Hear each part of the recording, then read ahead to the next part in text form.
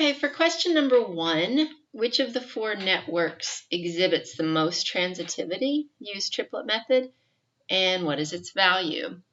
So transitivity is going to be a network level measure.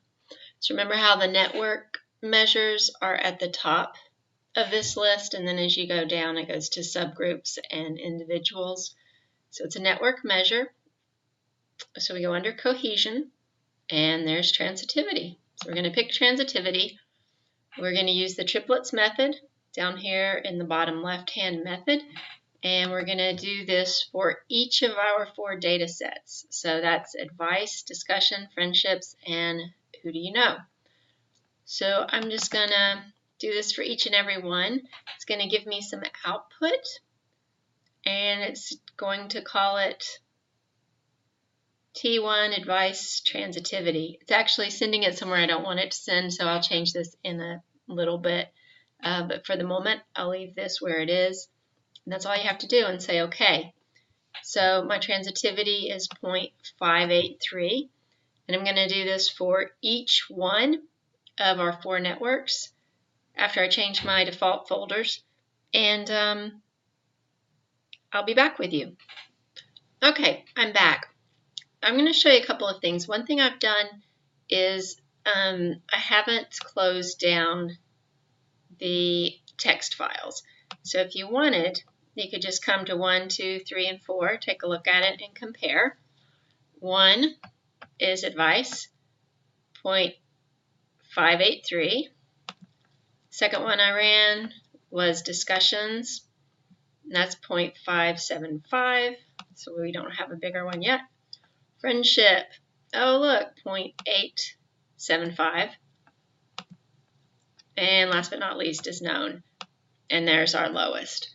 So the highest level is going to be friendship at 0.875, and the lowest level is going to be the known network at 0.459. So there's a question in here, it's not for points, but it says, why do you think that this network has the highest transitivity? So let's think about friendship for a second. In friendship, you're probably pretty close to people, you probably hang out, you probably do things, you probably have a much closer relationship. So if I have a friend and that friend has another friend, then it's more likely that I also am going to be friends with that person's friend.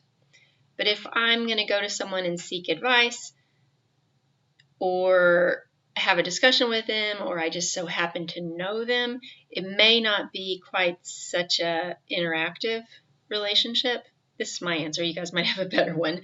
But it may not be such quite an interactive and intimate and close relationship as the friendships.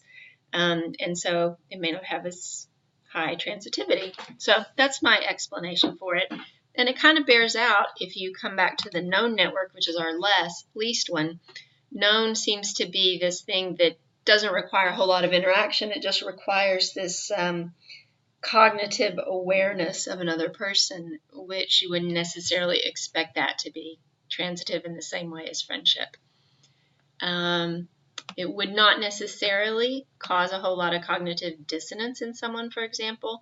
If I know someone and you know someone, it may not strain our relationship or be too difficult to me psychologically if I don't also know them.